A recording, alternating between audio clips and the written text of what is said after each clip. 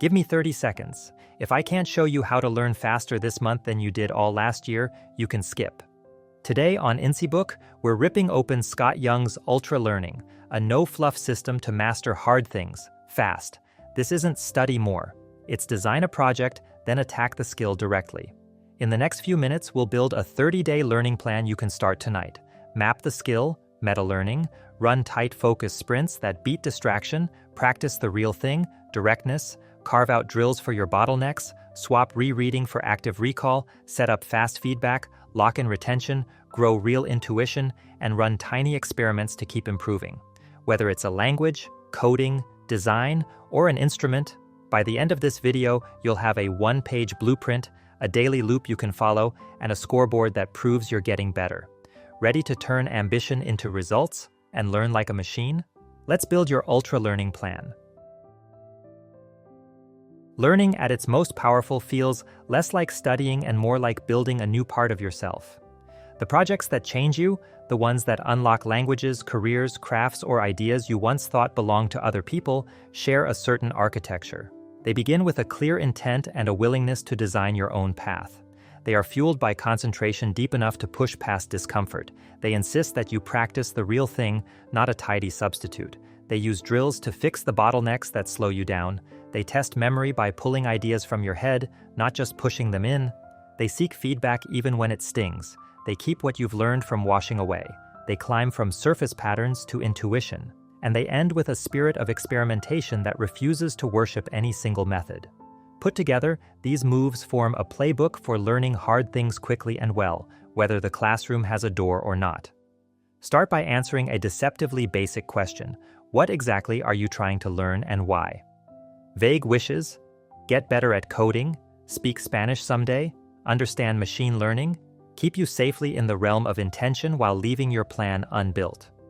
A better opening move is to map the territory. Treat your subject as a landscape with three kinds of terrain. There are concepts, the ideas and distinctions that let you make sense of the domain. There are facts, the vocabulary, definitions, and associations that need to be retrievable on command. And there are procedures, the mental and physical steps that produce results. Solving a proof, refactoring a function, shaping a clay handle, forming a sentence in a new grammar. Sketch the landscape enough to decide which of these matters most for your goal. If your aim is conversation, procedures, and a small core of high-frequency facts, outrank abstract grammar. If your aim is proofs, concepts, and procedures, outrank lists of theorems. If your aim is data analysis at work, procedures in your tools and a handful of conceptual frameworks outrank memorizing every library call. This initial survey needn't be elaborate. A few hours of research can reveal the canonical resources, the people who have already built and shared maps, the prerequisites you must acquire, and the milestones that separate beginner from competent. Pay attention to success criteria used by practitioners, what they produce, how they are evaluated, what's considered fluency. With that information, you can outline a project, a clear outcome, a timeline that is short enough to create urgency and long enough to be humane, and a plan for how you'll spend your hours.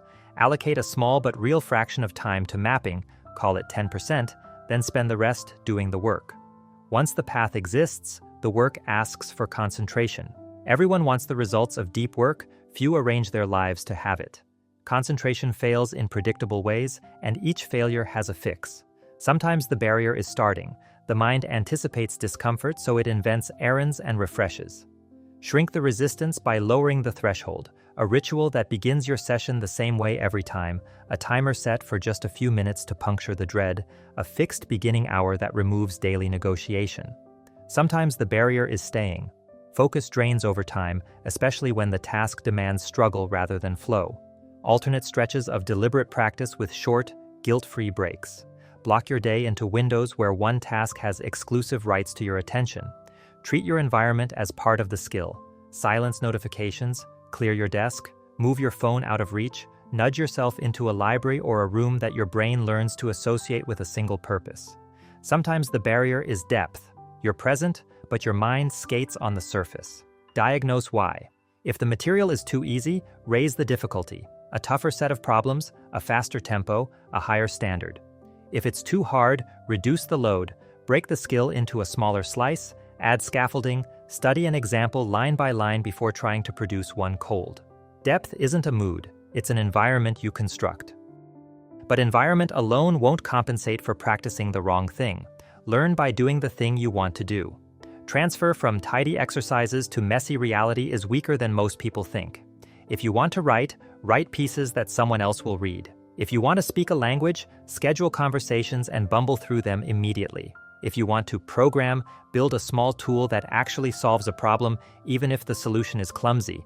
If you want to draw, produce finished portraits and endure the proportions gone wrong. The mind builds skill from the signals it gets. If the signals come from an artificial setting, the resulting skill often refuses to show up in the wild. Directness is a discipline of putting yourself into the real context early, then letting the friction of reality teach you what the exercises never could. When reality pushes back, you'll discover places where progress bogs down. That friction identifies the bottlenecks. A clumsy hand position, slow recall of a grammar form, stumbling on chord transitions, confusion about vector calculus identities, fear when you stand to speak. General practice will improve these slowly. Isolated drills improve them quickly. The trick is to design drills that keep the knot you're trying to untie and discard everything else. Work a single kind of chess endgame to exhaustion. Loop the bar transition 100 times. Practice only past tense question forms for half an hour. Run scales that target the interval you always miss at increasing tempos with a metronome. Create flashcards that test one tiny transformation you fumble repeatedly. Then stitch the isolated gain back into whole performance so the improvement transfers out of the drill pen. Think of your schedule as two braided strands, direct practice that builds the global skill and drills that attack the worst bottleneck of the moment. Revisit the bottleneck list weekly. As one weak link strengthens, another becomes the constraint. Move the spotlight. Memory is often treated as an afterthought, yet recall fuels every real-world performance. Reading can create an illusion of knowledge. Fluency feels like familiarity. The cure is retrieval. Instead of rereading a chapter, close the book and attempt to recite the main ideas from memory, in your own words. Instead of scanning vocabulary lists, test yourself cold. Instead of passively watching a walkthrough, pause and reproduce the step. The act of pulling information out strengthens the trace more than pushing it in. Make the effort desirable by designing frequent, low-stakes tests. Use spaced repetition tools for facts that must become effortless. Words, formulas, definitions. Interleave topics so your brain learns to choose the right method when cues are ambiguous. Practice under conditions that resemble the test you care about. Time yourself, close your notes, mix easy with hard, teach a friend. Forgetting is not failure. It is the first half of learning. Each retrieval after a delay deepens the groove. No one gets everything right the first time, so you need the courage to find out where you're wrong. Feedback comes in flavors. Outcome feedback tells you how you did. A score, a grade, applause or silence, a bug that ships. It's motivating and keeps you honest, but it won't tell you what to fix. Informational feedback reveals what happened, where your hand drifted, which tones you mispronounced, which test items you missed, where your logic broke. Corrective feedback tells you what to do differently next time. Adjust the grip, change the vowel length, revisit this concept, set up your loop this other way. Seek all three. Ask a native speaker to interrupt you when you say something incomprehensible. Record your presentations and annotate the awkward moments. Pair with a more skilled practitioner and invite brutal notes. When the ego twitches, remember that feedback is not a referendum on your potential. It's the raw material you need to build it. Skills leak without maintenance. The short-term gains from a sprint can evaporate if you don't design a retainer. Build a habit of systematic review for the pieces that count. For knowledge-heavy domains, schedule spaced sessions where you rework problems from scratch, rewrite summaries from memory, and refresh the core facts. For performance-heavy domains, schedule occasional return bouts, an essay, a sketch, a jam, a short talk, so your body and mind keep the pattern alive. Overlearn the fundamentals a little past the point of mastery. Redundant strength makes recall easier when you're tired or nervous. Build proceduralization by practicing until the move or transformation is automatic. Freeing working memory lets you stack higher-level decisions on top. Attach what you learn to projects that matter to you so that use itself becomes review. If you maintain a simple open-source package, teach an ongoing community class, or keep a bilingual journal, the context itself holds the skill in place. Above drills and reviews sits a different kind of understanding that makes the whole structure resilient. Intuition isn't mysticism, it's the feeling your mind has when it has absorbed enough examples and linked them to underlying principles so that a new case feels familiar. Achieving it requires wrestling with problems whose solution isn't obvious, then asking yourself what general rule the solution reveals. Explain the idea to yourself in plain language as if you were teaching a bright child. The gaps you discover will show you where your understanding was only a label. When you memorize a formula, also prove a simple case or derive a special case from scratch. When you learn a grammatical construction, generate a dozen examples with different words until the shape of the rule shows itself. Play with variations. What if the conditions change? What breaks? What holds? Compare multiple sources to see the same idea from different angles. Read a master's solution, then close the book and reconstruct it without looking. Intuition is built in 1,000 small experiments that explore the contours of a concept until your brain grows a sense for it. Once the core is in place, mapping, focus, direct practice, drilling, retrieval, feedback, retention, intuition, the final habit keeps you from calcifying. Every learner brings different histories, talents, and constraints. Methods that work wonders for one person can be a bad fit for another. Treat your process like a scientific study of yourself. Try variations and keep the ones that improve your results. If you've done nothing but solitary study, try a sprint of public accountability, daily posts of your progress, weekly demonstrations, a contest date on the calendar. If you've been rigidly structured, try a week of freer exploration to rekindle curiosity. If you've been avoiding tools you assume are gimmicks, try them with sincerity and measure the result. If you've been relying on a single resource, pit it against an alternative. Build a portfolio of small experiments, different drill schedules, different retrieval questions, a new way to schedule your day, a switch from typed notes to handwritten diagrams, a shift in project scope. Many experiments will produce tiny effects, a few will unlock leaps. The point is not to chase novelty, but to refuse complacency. These principles aren't a philosophy to admire, they're a set of levers you can pull. Imagine a project that has always tugged at you. Pass a professional exam to change career lanes, learn a language well enough to joke with locals when you travel, draw portraits that look like the people you love, read the great books in their original tongue, implement foundational algorithms by hand, climb from casual spreadsheet tinkering to serious data work, play a Chopin prelude with grace, build an app that earns strangers' gratitude. Give the project a clear finish line. A performance, a portfolio piece, an exam date, a demo for colleagues, a trip with a rule that you'll only speak the target language, a recital at a small venue, a pull request you're proud to have your name on. Set a timeline that is ambitious enough to focus you and realistic enough to respect the rest of your life. Map the terrain, identify the prerequisite concepts and skills, then mark which are missing. Clip the best syllabi, starter guides, and curated lists into a single page.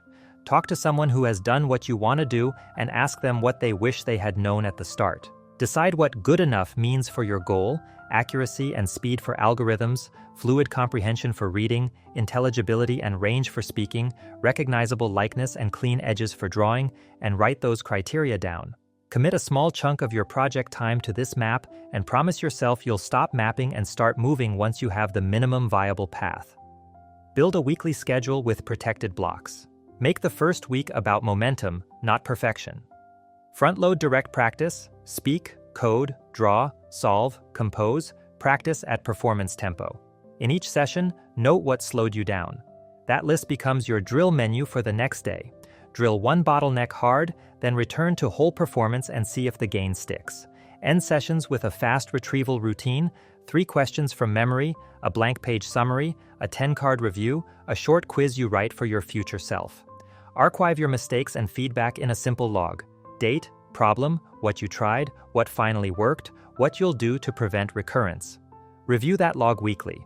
It's your personal textbook, more valuable than any generic resource. Design authentic feedback into your project from the start.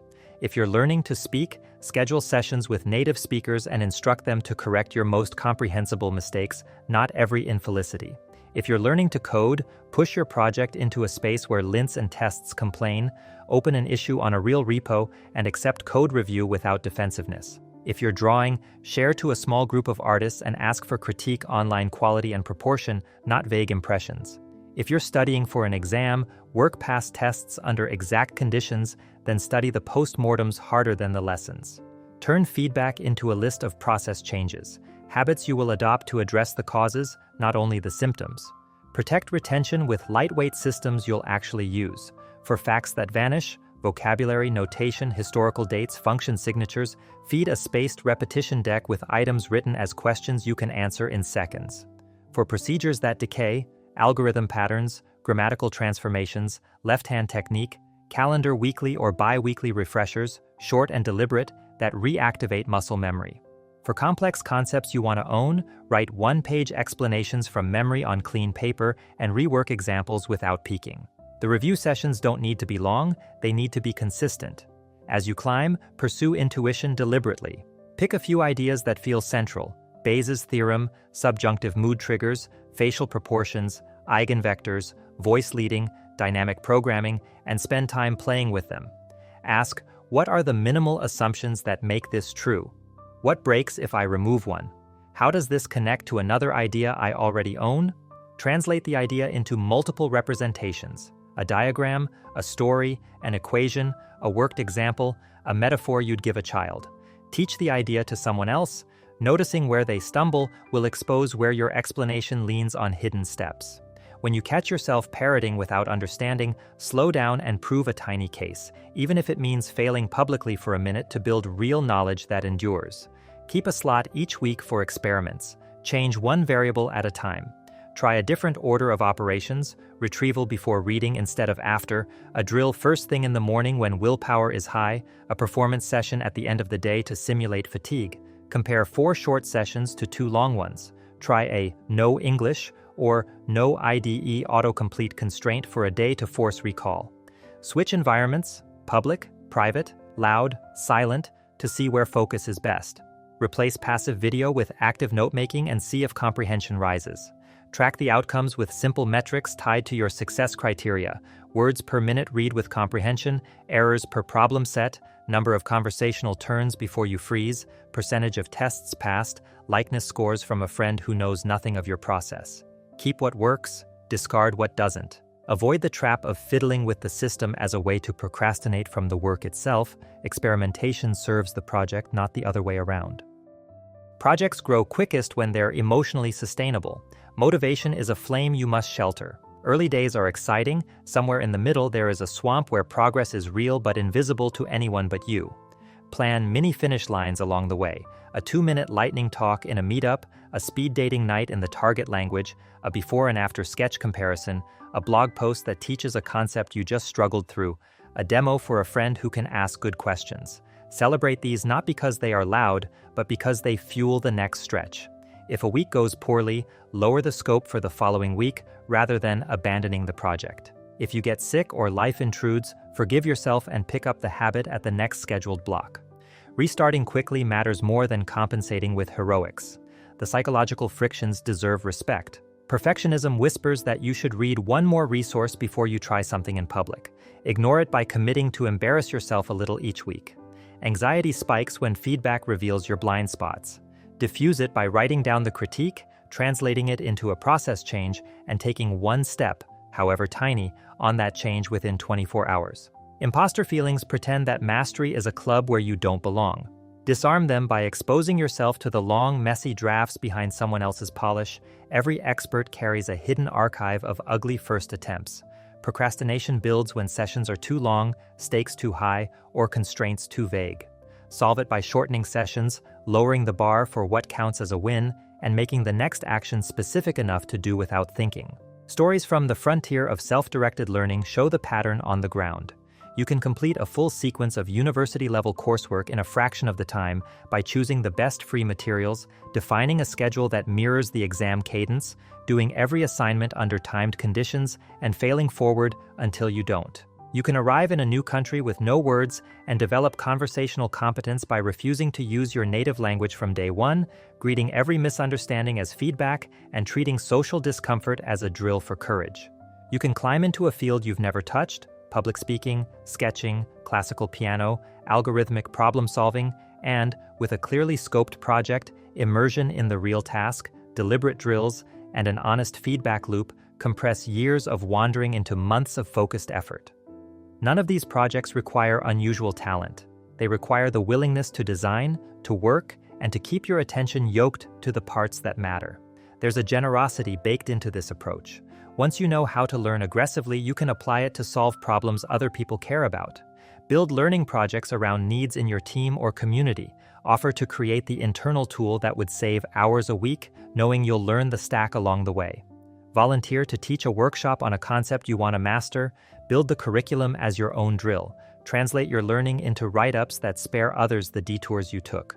The projects become bigger than personal challenges. They become contributions. Contribution, in turn, keeps the motivation flame steady long after novelty fades. Eventually, if you keep at it, you notice the texture of your days changing. Your default response to ignorance shifts from avoidance to curiosity. Your sessions start on time because they are appointments with a version of yourself you respect. You measure progress with scores that match your aim rather than vanity metrics. You tolerate the awkwardness of beginnerhood because you know it will pass. You think in projects rather than in wishes. You begin to trust that any skill you truly need is learnable with a spiral of mapping, focus, directness, drills, retrieval, feedback, retention, intuition, and experimentation. Confidence becomes less about what you already know and more about your capacity to acquire what you don't. There will be times when progress stalls. When it does, return to the levers. If comprehension lags, revisit the map. Did you skip a prerequisite concept? If you're bored or scattered, upgrade focus, change environment, raise difficulty, shrink sessions, schedule earlier. If your performance doesn't transfer, increase directness. Practice more in the setting you care about. If a particular weakness keeps reappearing, isolate it with an aggressive drill. If facts slip, double your retrieval and spacing. If you're repeating errors, sharpen feedback. Closer to the moment, more specific, more corrective. If you're plateauing at a comfortable level, chase intuition, solve harder problems, reformulate ideas, teach them. If the whole process feels stale, run an experiment. Shake up your approach and measure what happens. The bottleneck is rarely talent. It's usually an unpulled lever hiding in plain sight. At the end of a project, document what you built, not for applause, but for the next you who will need a reminder of how this works. Write a short post-mortem. The map you used, the schedule you kept, the obstacles you hit, the drills that paid off, the retrieval prompts that stuck, the feedback rituals that worked, the retention plan you'll maintain, the intuitions you earned, the experiments that surprised you. Archive a few artifacts, early attempts, mid-course corrections, final outputs, so you can witness your own growth. Then rest, briefly, before choosing the next project. The muscles you built won't stay strong forever. Better to keep them warm with a fresh commitment than to let them atrophy while you congratulate yourself. Learning this way is not about showing off how fast you can go. It is about reclaiming agency. The world often sells you permission slips, degrees, titles, gatekeepers. Those have value, but there is a parallel rail where you decide what needs to be learned, design the plan, and execute with a rigor that would make any teacher proud. On that rail, you do not wait to be chosen. You choose. You do not wait to be taught. You teach yourself, and in doing so, you become the kind of person who can be trusted with problems that matter. The velocity is a byproduct of clarity and discipline, not a stunt for its own sake. Nothing here promises ease. It promises effectiveness. There will be late nights, sessions where everything you produce is garbage, days when the only victory is that you kept your promise to sit down. But months later, the skill will be yours, stitched into your identity. You will speak and be understood. You will read and not only decode but think with the author. You will build tools faster than you can write specifications. You will solve problems you once handed to someone else. You will draw a face and capture the light in the eyes. You will stand in front of an audience and feel your breath steady as you begin. And you will know, quietly and completely, that you earned it. So choose a project that matters. Make a map, guard your focus, practice the real thing, drill the bottlenecks, pull knowledge from your own head again and again. Invite feedback before you feel ready. Keep what you've learned from leaking away. Climb from patterns to principles. Keep experimenting long after you find something that works. Do this once and you'll have a story. Do it again and you'll have a skill. Do it many times and you'll have a life built out of things you once only admired.